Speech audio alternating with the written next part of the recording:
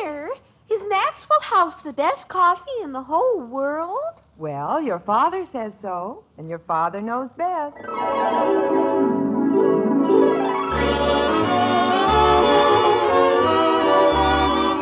Yes, it's Father Knows Best, transcribed in Hollywood, starring Robert Young as father. A half-hour visit with your neighbors, the Andersons, brought to you by Maxwell House, the coffee that's bought and enjoyed by more people than any other brand of coffee at any price. Maxwell House, always good to the last drop.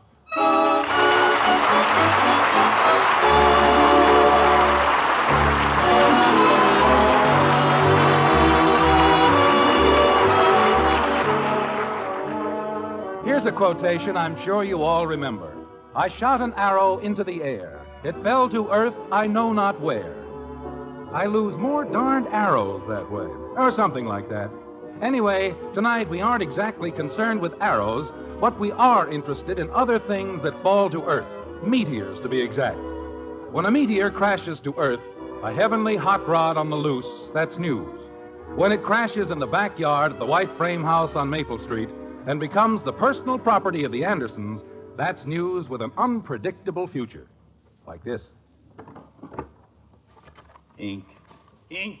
Where do they hide the ink? I'll leave it to my kids. If it isn't nailed down, it's gone. Margaret!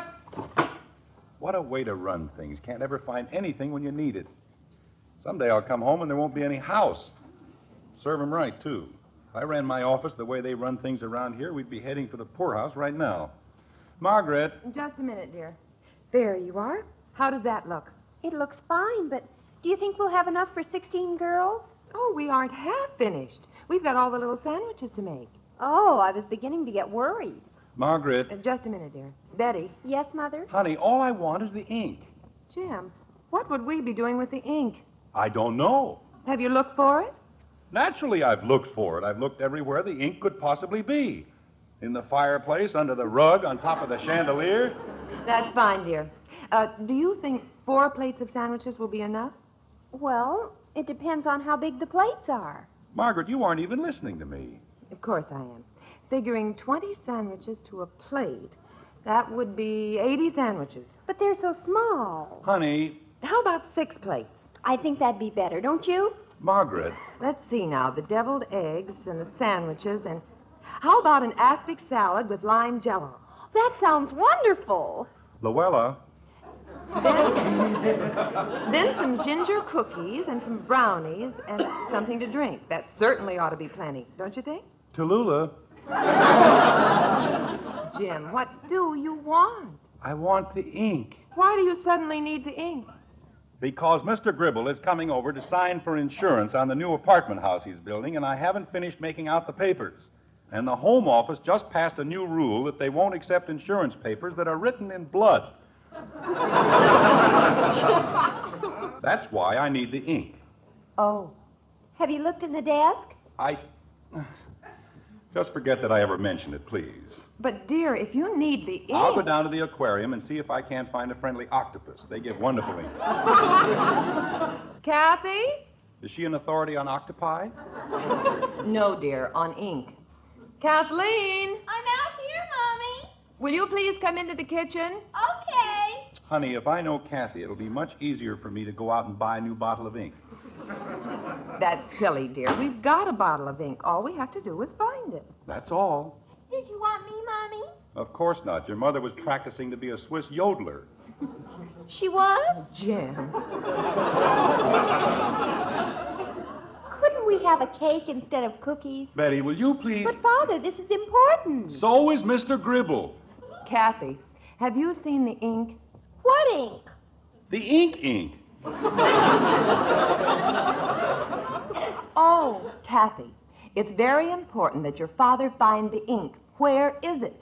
I don't know. Why didn't you say that in the first place? You didn't ask me that in the first place. You asked me if I saw it, and I did. Where? In the garage. What were you doing with ink in the garage? Well, I didn't have it. Bud did. He and Joe Phillips were making signs. What kind of signs? About the meteor. Oh, well, suppose you go out in the garage and... The meteor? Uh-huh. What meteor? The one in the backyard. Now, look, Kathy, if you're going to make up these wild stories... But I'm not, Daddy, honest. We have a meteor? In our backyard? Sure. Let's go outside. Okay. Jim, if Mr. Gribble comes... I'll be in the backyard, honey. I'm going to teach these children that when I ask for the truth, I want the truth. But it is the truth, Daddy. How about the ink? We'll take care of the ink later. I didn't tell a fib, Daddy. Honest, I didn't. Kathy, if a meteor falls anywhere, people for miles around can hear it. It makes a noise like... Well, it makes a very loud noise. Bud said maybe it landed last night while we were at the movies. Then one of the neighbors would have heard it. After all... But this is only a little meteor. See? Kathy, that isn't a meteor. It's a plain, ordinary rock. But it's so black.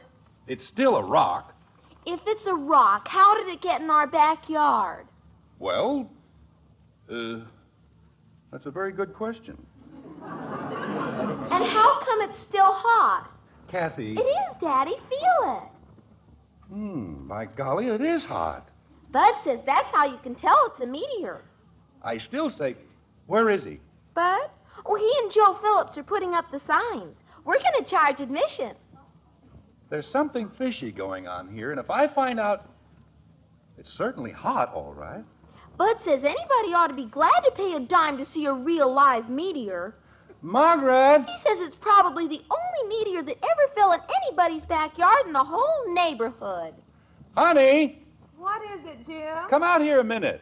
Jim, Betty is having 16 girls from her sorority for tea. But and... there's a meteor out here. That's fine. It's still hot, Mommy.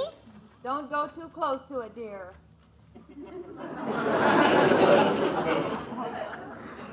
Margaret, ask Betty if she knows anything about meteors. Betty's answering the front door. Well, when she comes back, ask her if she knows Here anything... she is, dear. Father. Betty, do you know anything about meteors? About what? Meteors. Tell her it's still hot. It's still... Why don't you let me handle this? Father. Well, do you? Mr. Gribble's here. I wouldn't care if... Oh, tell him I'll be right in. Okay. Maybe he'd like to see the meteor. Kathy, for the last time. Betty, ask him if he'd like to see the meteor. What meteor? This meteor. Jim! JP, come on out here. I'd like you to see this. Tell him it's still hot. Kathy, if I hear one more word out of you... Now, see here, Jim. I'm a busy man. I haven't got time to go running around looking at every fool... What's that? Well, we think it's a meteor. Poppycock. What do you think you are to have a meteor fall in your backyard? Tell him it's still hot. Kathy, so help me if you don't stop What are you that... two mumbling about? Nothing, JP. I told Kathy it was just a rock, but... It's still hot. JP, Kathy, why don't you go into the house? But, Daddy. Why, George, it is hot, isn't it? Yes, but it's probably just something the boys... You know, the more I look at... Jim, look at this. What? This black formation. That's iron oxide. Oh? It does look like iron oxide, doesn't it? You know what causes that, don't you? Well, naturally. Naturally. Jim, when a meteor hits the Earth's atmosphere, the friction causes intense heat, and, by George, that is a meteor. It is? Look at it. See those flow marks and that irregular pitting?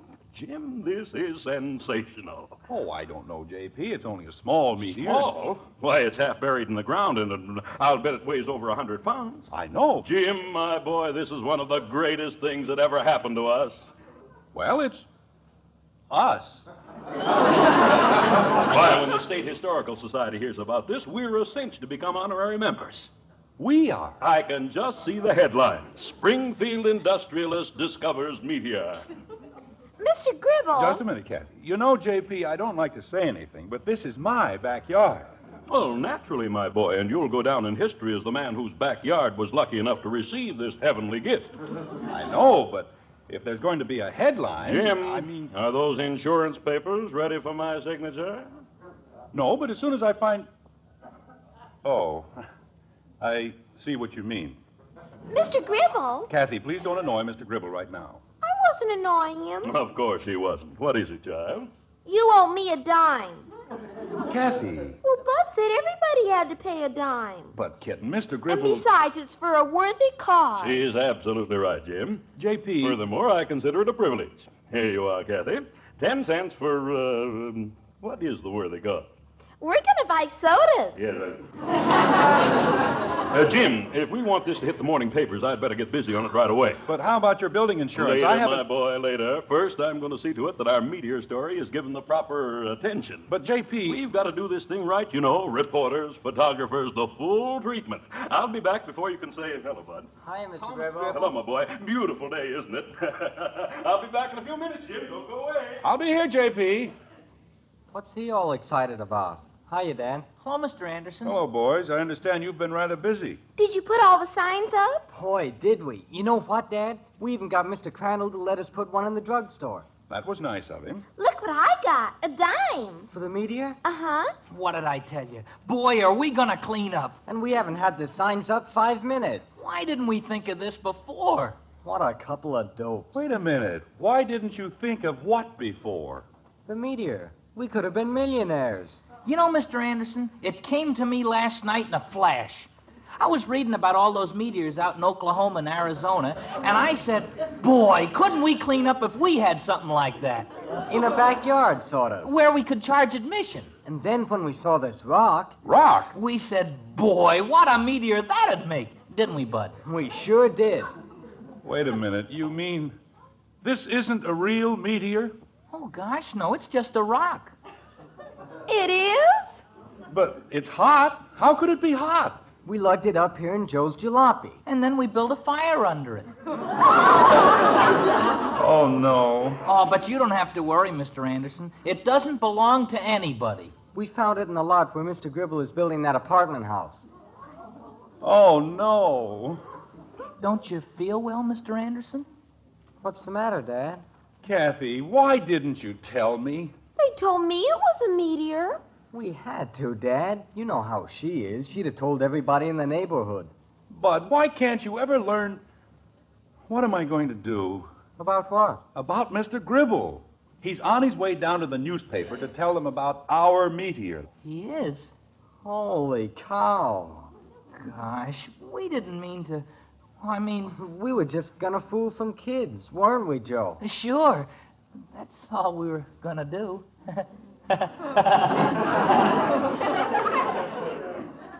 Daddy, What is it, Kathy? if you're worried about Mr. Gribble, I know what you can do.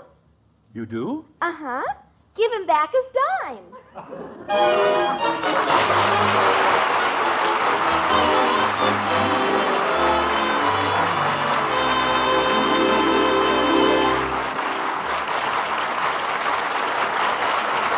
Just offhand, I'd say Father's in pretty much of a mess this time. How's he ever going to explain the meteor to Mr. Gribble? Well, I don't know just what you or I would do about this crisis, but I suspect we'd start the same way, by taking time out to relax over a freshly brewed cup of truly good coffee. Maxwell House coffee. Coffee with all the rich, heartwarming goodness that only that wonderful good to the last drop flavor can give you. And you know, the enjoyment of that superb flavor is the very reason why more families buy and enjoy Maxwell House coffee than any other brand at any price. Now, that good to the last drop flavor belongs to Maxwell House alone, and for a very good reason.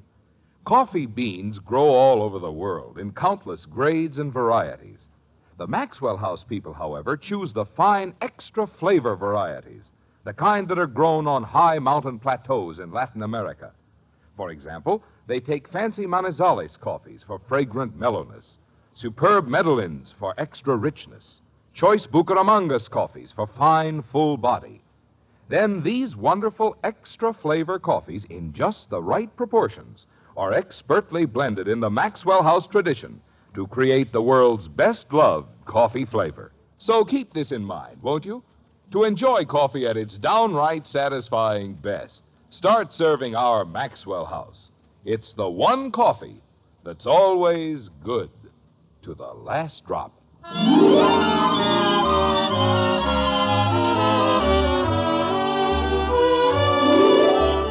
It isn't much later as time goes, but for Jim Anderson, the moments have been endless. He's seen his entire life float agonizingly before his eyes. And while there seems to be plenty of sickening past, there doesn't seem to be an awful lot of future. Not with Mr. Gribble, at any rate. Clients like Mr. Gribble are few and far between. And now look at him, gone with an old hot rock. Or practically, like this. There's got to be something we can do. I mean, we can't just stand here. You suppose we ought to sit down? Joe, Yes, Mr. Anderson? wouldn't you like to go home? Oh, no. I got you into this, and, Yes? well, I'd like to see how you get out of it. You know, Joe, you get more like your mother every day. Thank you, sir. You're welcome. Dad, I've got an idea, but, Well? Kathy. Oh, Kitten, Yes, Daddy? wouldn't you like to go somewhere and play? No, Daddy. How about doing your homework? I don't have any homework. Margaret! Oh, please let me stay, Daddy. I won't say anything. Well... And if I do say something, I'll just tell him it was Bud's fault. And how were you supposed to know it was only an old hot rock? And anyway... Margaret! What is it, Jim? Call Kathy. What would you like me to call her? Honey, this is no time for games. She wants to help you with the sandwiches. No, I don't. Yes, you do. Father, we're having enough trouble as it is. Kathy, Yes, Mommy. why don't you come in and help me with the sandwiches? Say, that's a great idea. All right, Bud. Go ahead, kitten. Kathy? I'm coming, Mommy. You just wait, Bud. Someday you'll be the youngest one of the family, and then see how you like it. Bud, you said you had an idea. Oh, how would it be if we hid the rock and told Mr. Gribble the meteor exploded? Hey, that's terrific. Bud, You know, meteors do explode, Mr. Anderson. they explode when they hit the Earth, not the next day. Maybe this was a delayed action meteor. No, Bud, we'll have to do better than that. Well, what if we cover it up with dirt and tell him it disappeared? And if he wants to know what the dirt is, we tell him we're making a mountain out of a molehill, right? What? Never mind. Well, it's a cinch we've got to get the rock out of sight, so let's get going. Where do you think we ought to put it, Mr. Anderson? I'll settle for the garage. Okay, Joe, let's go. I'd better give you a hand. Oh, you don't have to, Mr. Anderson. We've been lifting it in and out all day. You have? Sure. We had to keep the fire going, didn't we? Come on, let's go, Bud. Okay. Heave. There. That does it. Now suppose we each take an end and walk sideways. Okay. Wait a minute. Why don't you just roll it? Oh, gosh, no. It'd leave a track. He'd find it in 2 minutes. Pardon me. Are you ready, Bud? Ready. Here we go. Why don't you let me take one end of it? We're doing fine, Dad. You know, it's an amazing thing. If you boys used half as much energy working on something useful. Mr. Anderson, could you please open the garage door? Are you sure you don't need any help? It isn't even heavy, is it, Joe? Oh, gosh, no. It's light as a feather. Well, I won't argue with you. There you are.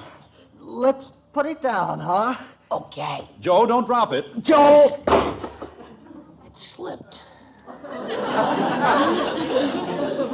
Are you all right? Oh, sure. It wasn't heavy. It just slipped. Hey, look at the way all that black stuff peeled off. Well, let's not worry about that now, Bud. Let's... Mr. Gribble. Oh, my gosh. Jim, my boy. Let's get out of here. The ashes. What? He'll see the ashes from the fire. Well, Maybe I can cover him up. it's too late, Joe. Just, hello, J.P. Certainly didn't take you long, did it? Jim, you know Joe Hogan of the Springfield Herald, don't you? Oh, sure, Mr. Anderson and I are old friends, aren't we, Mr. Anderson? Jim! What? The meteor, it's gone. Gone? What do you mean, gone? I meant to tell you about that. You see, It was awful, Mr. Gribble. It sure was. What was? well, you see... Somebody swiped it.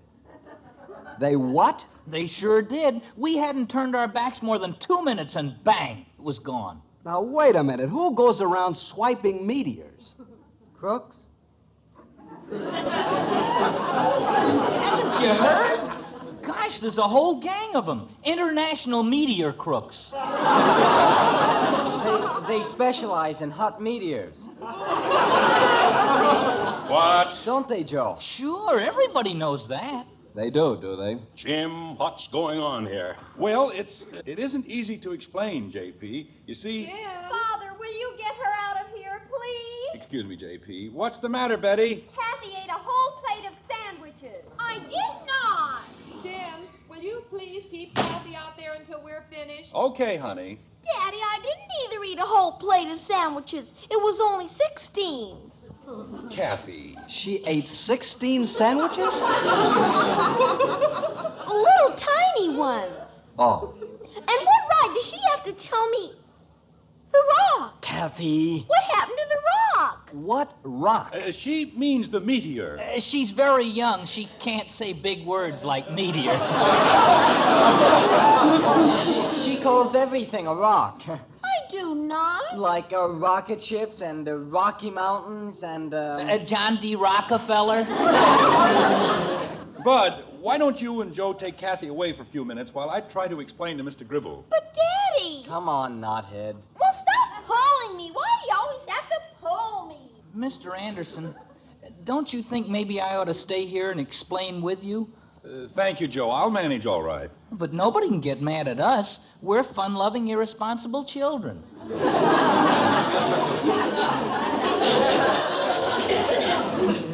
I know, Joe, but... Oh, we can get away with murder. See here, Jim. How long have you been running this madhouse? J.P., I know it seems very Hey, peculiar. Mr. Gribble, look at this. Ashes. What? The meteor was hot, huh? Oh, we can explain that. You see, it landed on a bunch of wood. Bud, what did you do with Kathy? It's okay, Dad. I locked her in the garage. In the garage? Holy cow. Oh, my gosh, I forgot. Daddy, I found it. Well, I guess that takes care of that. Let me out. I found it. Shall we move in the general direction of the garage? Gosh, Dad, I didn't mean It's to... all right, son. We should never have started this in the first place. But you didn't start it, Mr. Anderson. We did. Daddy. We're coming, kitten. Jim, if this is what I think it is, well... I don't know what you're so mad about. I'm the one who got dragged out of a nice warm office to look at a hole full of ashes. We'll have you out in 2 seconds, Kathy. I don't know where the ashes came from, but there was a meteor in that hole. I've seen too many meteors in my time not to know of. There you are, baby. Daddy, look. I found it. So, J.P., the whole thing started very innocently. you see- weren't satisfied sharing the credit with me. You wanted the whole meteor for yourself. I what? How do you like that, Hogan? After all I've done for this man, treated him like my own son. J.P., you've got this all That's wrong. the part that hurts, to be treated this way after all I've done. But, J.P... It's all right, Jim. It's your meteor, and if you want to keep it for yourself, I want you to have it. But it isn't a meteor. That's what I've been trying to tell you. Oh, now I don't know a meteor when I see one. But the boys found it on your lot, didn't you, boys? You bet, Dad. It's just an old rock. I think you're wrong. Hogan, it's a rock. Yes, I know, The but... boys carted it over here and built a fire under it. That's why it was warm. And then when they dropped it, all the black stuff was knocked off. Don't you see? You mean it really isn't a meteor? That's what I've been telling you, J.P. The whole thing was a scheme the boys cooked up to promote a few dimes from the other kids in the neighborhood. Do we have to give the dime back? Hogan, if my name is so much as mentioned in this disgraceful affair, but so much as mentioned... Are you all through? Do you mind if I say something? Look, why don't we just forget the whole thing? I'm willing. I am too. Well, I'm not. This is the biggest thing that's happened to me in years. It is? Hogan. Look at this. Do you see those marks down there on the bottom of the rock? It's writing. SP4. It's a message from Mars. Just a minute. Hogan, what are you driving at? Don't you understand? 150 years ago, when they first laid out the village of Springfield, they used a rock as a benchmark. And this is the rock. Say that again? This is the cornerstone of Springfield. They've been looking for it for 60 years. They'll go nuts. I think I will, too. Hogan, do you mean that this will get us into the State Historical Society? They'll make you the president. Jim, my boy. J.P., now let's be fair about this. After all, it was Bud and I Joe. can see the headlines now. Springfield industrialist discovers cornerstone. Here we go again.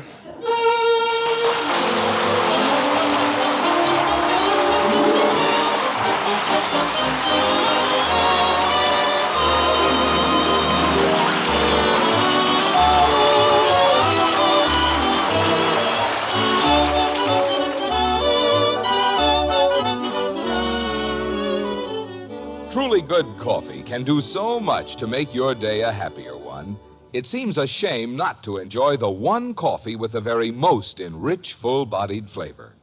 Which coffee is that? I say it's Maxwell House coffee, bought and enjoyed by more people than any other brand. The only coffee with that famous good to the last drop flavor. Of course, you're the judge. But if you'll just try our Maxwell House, taste the zestful, joyful richness of our blend, I'm sure you'll say it's the best coffee ever. Then just count all the truly good cups you get from each pound. You'll know you found your best coffee buy. This weekend, look for the big white cup and drop on the familiar blue tin. Take home Maxwell House coffee. Always good to the last drop.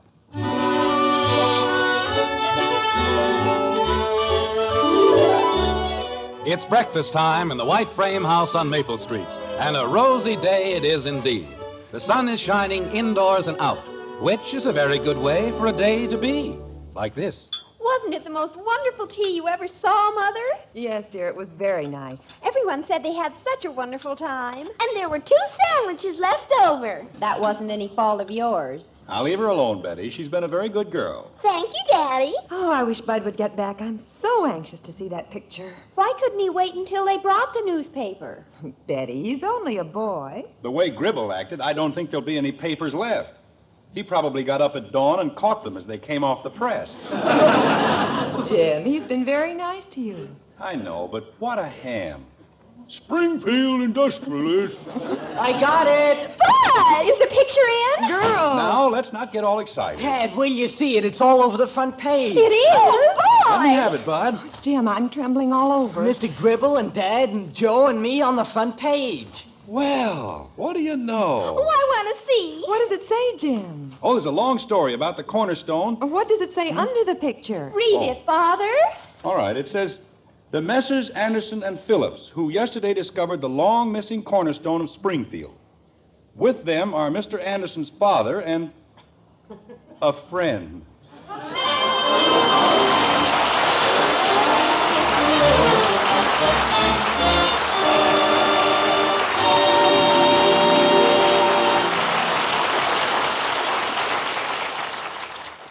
If my gal could make coconut cream pie like this, I'd marry her tomorrow. Marry the girl, Pete. The pie's easy with new Jell-O coconut cream pudding and pie filling. You mean any gal can make swell coconut cream pie like this? Sure. Just add milk and bring to a boil. Takes about 5 minutes. You mean nothing can go wrong? Not a thing with Jell-O coconut cream pudding and pie filling. So get Jell-O coconut cream pudding and pie filling for red letter desserts.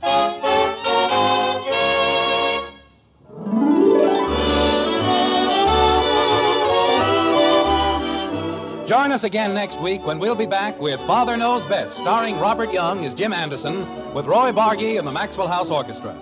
In our cast were Jean Vanderpyle as Margaret, Rhoda Williams, Ted Donaldson, Norma Jean Nilsson, Lou Merrill, Gil Stratton Jr., Harry Bartell, and yours truly, Bill Foreman. So until next Thursday, good night and good luck from the makers of Maxwell House, America's favorite brand of coffee, always good to the last drop. Father Knows Best was transcribed in Hollywood and written by Ed James.